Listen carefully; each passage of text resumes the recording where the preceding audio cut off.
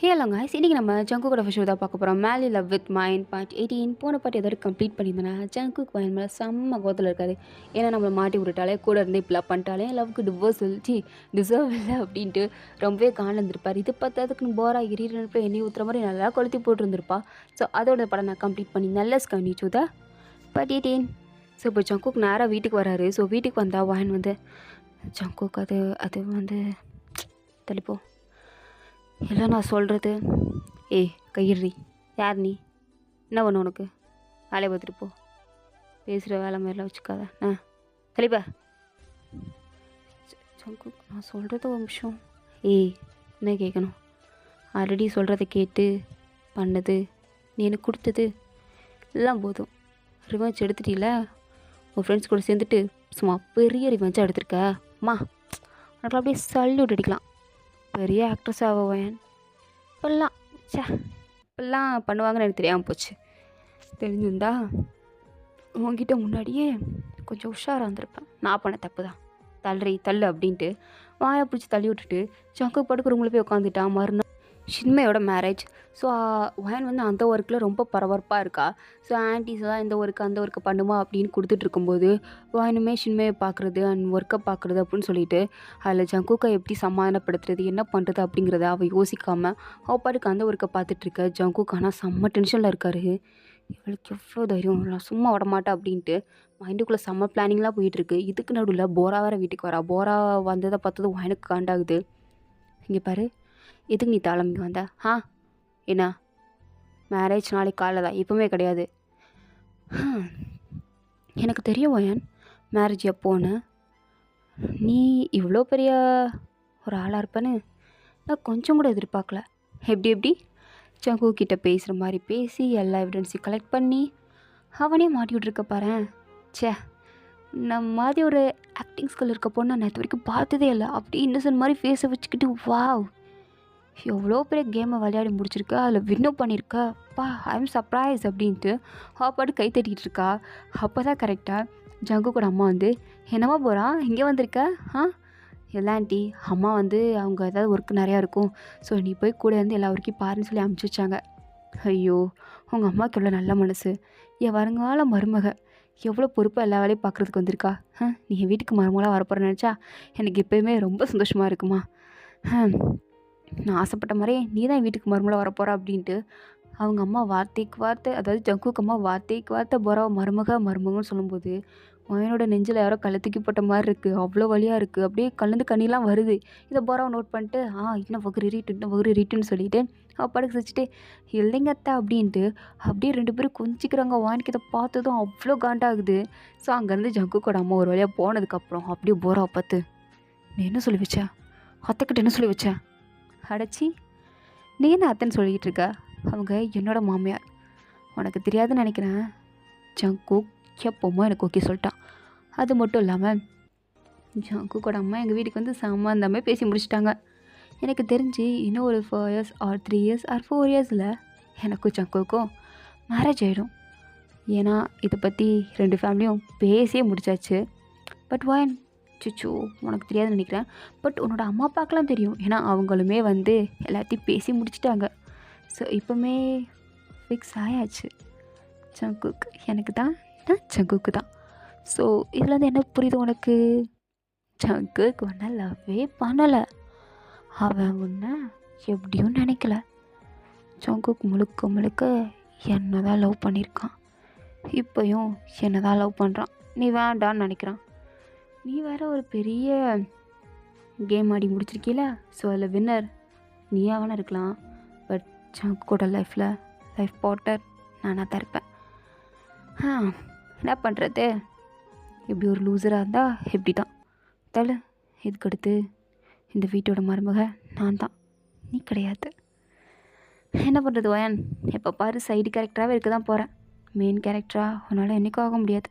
சித்தலிப்பா, நான் ஜங்குக்கை பார்க்க போகிறேன். அதாவது என்னோட ஃப்யூச்சர் ஹஸ்பண்டாக பார்க்குறதுக்கு போகிறேன். கரெக்டா? பாய் அப்படின்ட்டு அவள் பாட்டுக்கு ஜங்கு கூட ரூமுக்கு போயிட்டா. ஆனால் எனக்கெல்லாம் அப்படியே அழுக தாங்க முடியல. அப்படியே நேராக பால்கனிக்கு வந்து உட்காந்து அழுதுட்டு இருக்கா. அவளால் யார்கிட்டயும் சொல்லவும் முடியல. ஏன்னா பேசியே முடிச்சிட்டாங்க. இதுக்கடுத்து என்னத்த சொல்ல, என்னத்த புரிய வைக்கிறது. ஜங்குக்கும் இப்போ கோவமாக இருக்கான். அவங்ககிட்டயும் ஒன்றும் போய் பேச முடியாது அப்படின்ட்டு இருக்கு. ஸோ உட்காந்து அவள் பாட்டுக்கு அழுதுட்டு இருக்கா. அவள் அழுகிறத ஃபிலிக்ஸ் பார்த்துட்டு, ஏய் வேன் என்னாச்சு, இப்போ எதுக்கு இங்கே உட்காந்து அழுதுட்டு இருக்க? அதெல்லாம் ஒன்றும் இல்லை, எங்கள் அண்ணன் இன்றைக்கி ஸ்கூலில் மாட்டிட்டான்னு கேள்விப்பட்டான். அவனை மாட்டி விட்டது நீ தானே?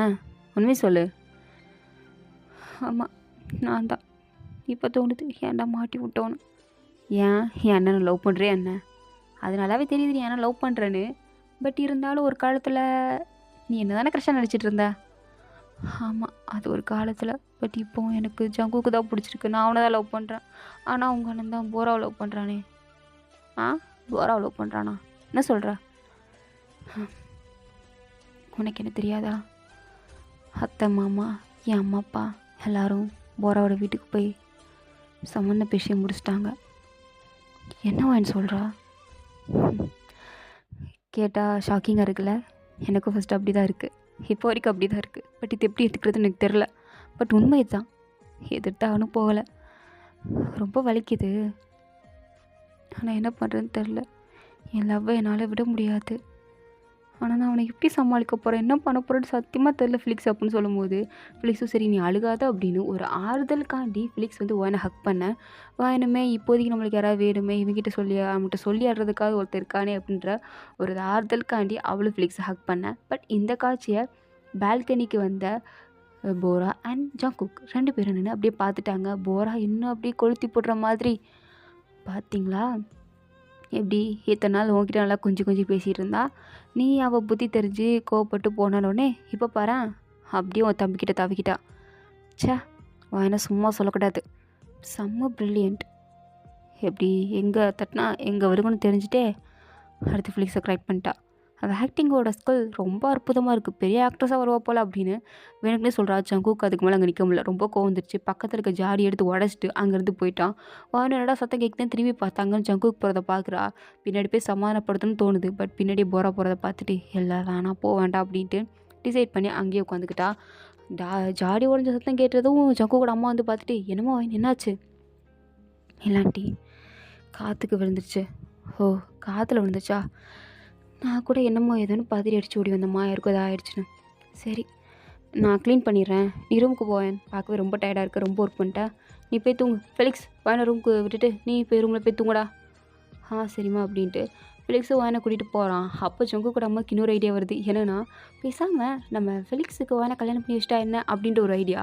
ஸோ இந்த ஐடியாவை சும்மா இல்லாமல் நேராக ஜங்குக்கிட்டே போய், டே ஜங்கு, எனக்கு ஒரு யோசனை வந்திருக்குடா. இம்மா நானே சரிகானில் இருக்கேன், எனக்கே தூக்கம் வருது, பேசாமல் போயிரு. டேய் எதுக்குடா இப்போ உம்முன்னு இருக்க? அம்மா கூட பேசக்கூட மாட்டியா என்ன? நாளைக்கு உங்கள் அக்கா கல்யாணம் இருக்குது, ஹாப்பியாக உன் ஃபேஸ் அப்படியே ஃப்ரெஷ்ஷாக வச்சுருப்பேன்னு பார்த்தா நீ என்னடா இப்படி ஏதோ யார் மேலேயோ கடுப்பு இருக்கிற மாதிரி இப்படி உட்காந்துருக்க? உன் ஃபேஸை பார்த்தாலும் அப்படி தான் இருக்குது. இப்படிலாம் இருக்காதடா. நாளைக்கு நீ கல்யாண பொண்ணோட தம்பி, எவ்வளோ அழகாக இருக்க வேணாம்? நீ என்னடா இப்படி உட்காந்துட்ருக்க? உன் தம்பி ஃபெலிக்ஸை பாரு, அவன் பார்க்க எவ்வளோ ஃப்ரெஷ்ஷாக அழகாக இருக்கான். நீ இருக்கே வாஜி முட, அவனை பற்றி பேசாத. ஏன்டா ஏன் இப்படி கோவப்படுற? நான் இப்போ அவனை பற்றி பேச தான் வந்திருக்கேன் அப்படின்னு சொல்லிட்டு இருக்கும்போது ஜங்குக்கோட அப்பா, வாயனோட அம்மா எல்லோரும் வந்துட்டாங்க. ஜங்குக்கு இவங்களாம் வந்ததை பார்த்ததும் சரி நம்ம கிளம்பிடலாம் அப்படின்ட்டு அங்கேருந்து எந்திக்க போகிறாரு. அப்போ ஜங்குக்கோட அப்பா சும்மா இல்லாமல் பிடிச்சி உட்காரச்சு, உட்கார்றா எப்போ பாரு எஞ்சிஞ்சு போயிட்டு உட்கார் அப்படின்ட்டு உட்கார வச்சுக்கிட்டாரு. அது வலுக்கட்டாயம்மா ஜங்குக்கு உட்கார பிடிக்கல, ரூமுக்கு எஞ்சி போகலாம் தான் இருக்குது. பட் இருந்தாலும் அப்பா சொல்கிறாரு அப்படிங்கிற ஒரு காரணத்துக்காண்டி உட்காந்துருக்காரு. அப்போது ஜங்குக்கோட அம்மா சும்மா இல்லாமல், ஏங்க எனக்கு ஒரு புதுசாக ஒரு ஐடியா தோணுது, நான் பர்ஃபெக்டான ஒரு ஐடியா போட்டு வச்சுருக்கேன். அப்படியா, என்ன போட்டு வச்சுருக்க சொல்லு கேட்போம். அதாவது இப்போது நம்ம பொண்ணுக்கு நாளைக்கு கல்யாணம் ஆக போகுது. அவள் லைஃப் வந்து செட்டில் ஆகிடுச்சு. ஆமாம் ஆகிடுச்சு. அடுத்து இருக்கிறது யார்? வேறு யார்? இந்த உட்காந்துருக்கல ஜங்குக், அவன் தானே அப்படின்னு அவனோட அப்பா சொல்கிறாரு. அதுக்கு ஜங்குக்கோட அம்மா, அட ஆமாண்ணே, அதுக்கும் ஒரு பிளானை நான் போட்டு வச்சுட்டேன். ஜங்குக்கோட லைஃப் பார்ட்னரை அவனே சூஸ் பண்ணிட்டான். அப்படியா? யார்? வேறு யார்? போரா தான் அப்படின்றாங்க. பட் ஜங்குக்கு இதெல்லாம் காதலே வாங்கிக்கல. நீங்கள் பாட்டுக்கு எதாவது சொல்லுவீங்க, அதுக்கு நான் இது பண்ணுமா அப்படின்ட்டு ஜங்குக்கு எதுவும் பெருசாக கண்டுக்கல.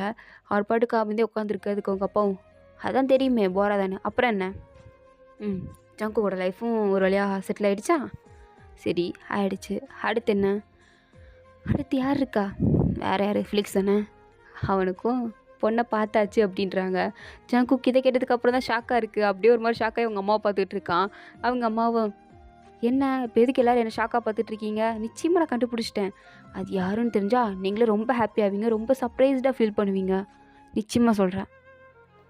சரி சரி, சர்ப்ரைஸ் பண்ணாமல் யாருன்னு சொல்லுங்கள் அப்படின்ட்டு உன்னோட அம்மா சொல்கிறாங்க. அதுக்கு அவங்க சொல்கிறாங்க, வேறு யார், உன் பொண்ணு தான். நான் இப்போ தான் பார்த்தேன். வாயனுக்கும் ஃபிலிக்ஸ்க்கும் சேம் ஏஜ் தானே. 2 பேருமே ரொம்ப ஃப்ரெண்ட்லியாக இருக்காங்க, ரொம்ப நல்லா பழகிக்கிறாங்க. எனக்கு தெரிஞ்சு மேபி என்ன இப்போ கூட அவங்களுக்கு லவ் வந்திருக்கலாம், சொல்கிறதுக்கு தயங்கியிருக்கலாம். பட் ஃப்யூச்சர்லேயும் கண்டிப்பாக வரலாம். ஸோ அதனால் அவங்க 2 பேரும் கல்யாணம் பண்ணி வச்சுட்டா என்ன? நாளைக்கு ஷின் கல்யாணம். ஸோ ஷின் கல்யாணம் முடிஞ்சதுக்கப்புறமே ஜங்குக்கோட மேரேஜ். அது ஒரு 4 இயர்ஸ்க்கு அப்புறம். ஸோ அவனோட மேரேஜ் முடிஞ்சதுக்கப்புறம் ஒரு 1 இயர்க்கு அப்புறம் ஃபிலிக்ஸ்க்கோ எனக்கு மேரேஜ் பண்ணி வச்சிடலாம். அவ்வளோதான், நம்ம குழந்தைங்க எல்லாருமே செட்டில் ஆயிடுவாங்க. அது மட்டும் இல்லாமல் நம்ம 2 பேர் ஃபேமிலியும் இன்னுமே ஒரு ஸ்ட்ராங்கான ரிலேஷன்ஷிப்குள்ளே வந்துடும் எப்படி அப்படின்றாங்க. இதை கேட்டது அவனோட அம்மா அப்பாவும் ரொம்ப சந்தோஷப்படுறாங்க.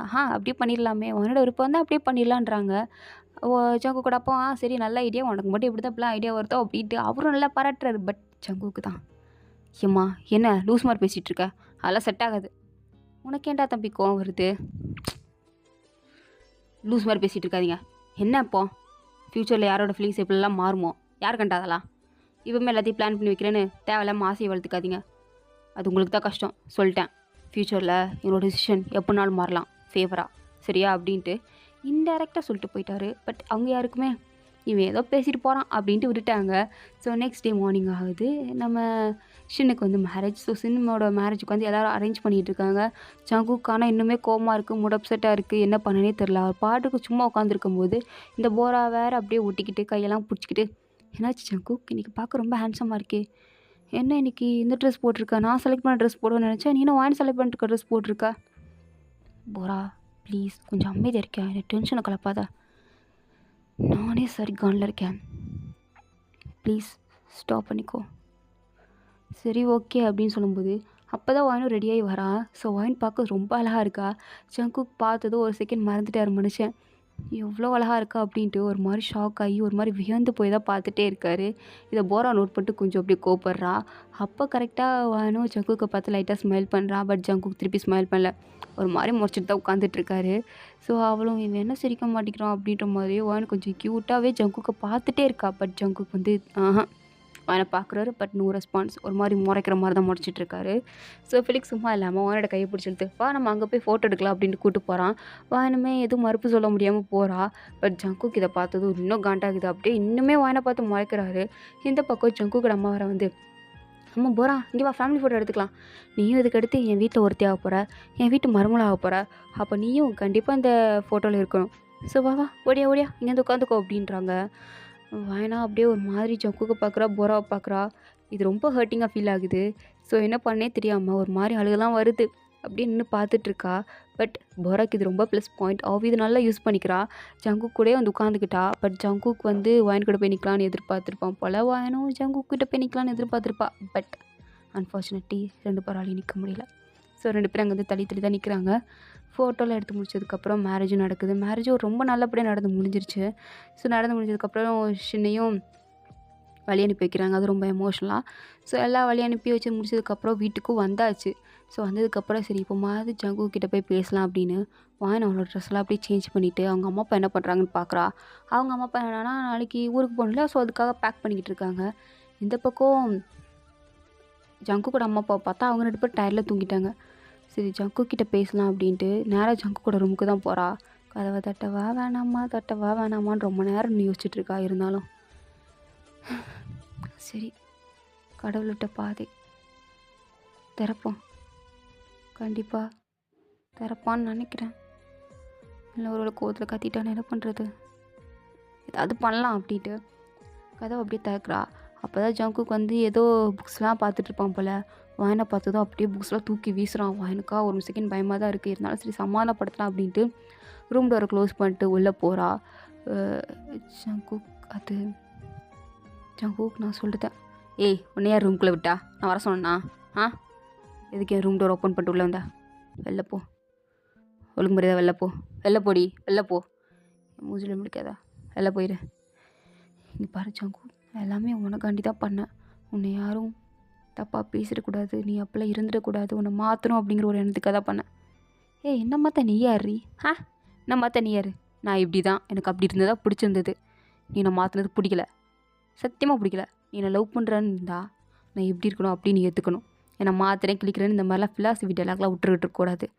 அந்த போரா வந்து என்னை லவ் பண்ணுறா, அவன் அதை என்னை மாற்றி ஈத்துன்னு சொன்னாளா? ஒன்றுமே சொல்ல. நான் எப்படி இருக்கணும் அப்படியே என்னை ஏற்றுக்கிட்டா. நீ என்ன அப்படி ஏற்றுக்கிட்ட மாதிரி எனக்கு தெரியல வயன். என்னை மாற்றுறேன் கிளிக்கிறேன் அப்படின்ட்டு டயலாக் விட்டுட்டு தான் இருக்கேன். மாற்றுங்கிற பேரில் ட்ரையும் பண்ணி என்னை மாட்டி விட்டுட்ருக்க. இதெல்லாம் நீ ஜாக்சனுக்காக பண்ணுறியா இல்லை யாருக்காக பண்ணுற? இப்போ புதுசாக என் தம்பி பிராலாம் சுற்றிட்டு இருக்க. ஜங்குக், நீ என் கேரக்டரை தப்பாக பேசுகிற. நீ கூட தான் போகிறா. ஓ, நான் உன்னை தப்பாக பேசினா இப்போ நீ என்ன இழுக்கிறியா? சொல்லு, அப்படி தான் இழுத்துட்ருக்க. இல்லை, நான் சொல்கிறத கொஞ்சம் பொறுமையாக தான் கேளேன். ஏன் இப்படி சும்மா சும்மா கத்திகிட்டே இருக்க? நான் சொல்கிறது என்ன அப்படின்னு கேட்டால் தானே உனக்கு புரியும். ஒன்றும் புரிய வேண்டாம், நீ என்ன எனக்கு சொல்ல வேண்டாம், எனக்கு எதுவும் புரியவும் வேண்டாம். ஆளை விடு, நான் இங்கேருந்து போகிறேன். விடு. நீ மூட்டை வெளில போகண்டா, நானே வெளில போகிறேன். தள்ளு. ஐயோ ஜங்கு, கொமிஷன் இல்லை, நான் சொல்கிறத பொறுமை கேளு ப்ளீஸ். என்ன கேட்கணும்? நீ ஆல்ரெடி சொல்கிறத நிறையா வாட்டி கேட்டாச்சு. இதுக்கு மேலே கேட்குறதுக்கு என்ன இருக்குது? சொல்ல, என்ன இருக்குது? ஒன்றும் இல்லை. உன்ன மாதிரி ஒரு கேவலமான ஜென்மம் வேணாம். உன்ன மாதிரி ஒரு கேவலமான ஜென்மத்தில் பேசுறது அசிங்கமாக நினைக்கிறேன். விட்டுறேன். தள்ளு நில, தள்ளி நில. விழுங்க முடியாத தள்ளி நில. கிட்ட வந்துடாத, அரைஞ்சிருவேன். இருக்கிறக்கான்ல இதுக்கடுத்து என் பக்கத்தில் வரணும்னு நினைக்காத. நான் அடியோடு இருக்கிறேன். நீ எவ்வளோ நாள் கல்யாணம் பண்ணிக்கோ, கேட்டு நாசமாக போ. எனக்கு அதை பற்றி கவலை கிடையாது. இதுக்கடுத்து என் லைஃப்பில் ஃபைன் ஒருத்தி கிடையாது. புரியுதா? நீ கிடையாது. இதுக்கடுத்து என் லைஃப்பில் நீ கிடையாது. வந்துடவே ஆளை விடு அப்படின்ட்டு ஜங்குக் பாட்டு கற்றுக்கிட்டு வாயன் அப்படியே திட்டி விட்டு அங்கேருந்து போகிறான். வாயன் செம்மையாக இருக்கிறான். அண்ட் இதோட இந்த பாட்டு கம்ப்ளீட் ஆகுது. தேங்க்ஸ் ஃபார் வாட்சிங். உங்களுக்கு பிடிச்சிருந்தா லைக் பண்ணுங்கள், ப்ளீஸ் மறந்துடாமல் சப்ஸ்கிரைப் பண்ணுங்கள். ஓகேங்களா? டாடா, bye, see you later, bye.